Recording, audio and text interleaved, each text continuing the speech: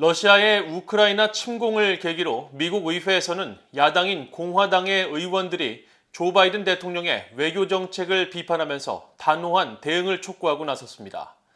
특히 북한을 비롯해 중국과 이란은 우크라이나 사태에 대한 미국의 대응을 지켜보고 있다면서 바이든 대통령의 유화적인 대외 정책은 북한 등 적성국들을 대담하게 했다는 주장도 나왔습니다.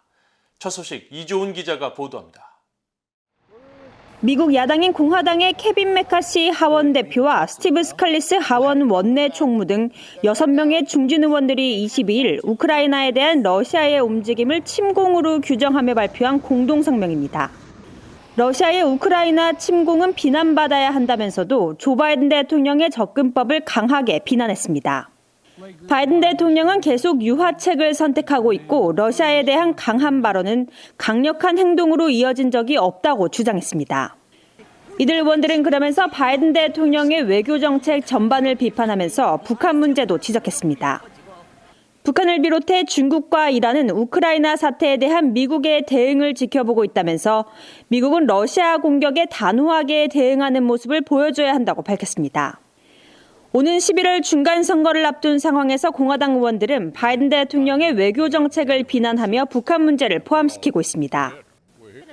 공화당의 켄 칼버트 하원 의원은 22일 성명을 통해 미국의 강력한 대응과 리더십 부재는 우크라이나 사태를 넘어 영향을 미친다며 중국은 계속 타이완 영공을 침범하면서 중국 영토로 통합하는 데 전력을 다하고 있고 북한은 계속 미사일 시험을 강행하는 등 적국들은 이미 공격성을 높이고 있다고 지적했습니다.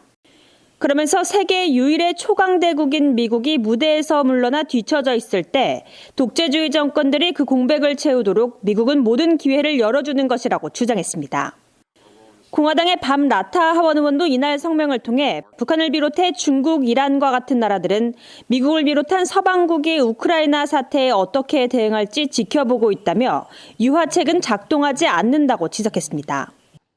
앞서 공화당의 존 바라소 상원 의원도 북한의 미사일 발사가 이어지던 지난달 20일 본회의 연설에서 미국의 외교 정책은 엉망이라고 비난하면서 블라디미르 푸틴과 중국, 북한, 이란은 더 대담해졌다고 주장했습니다.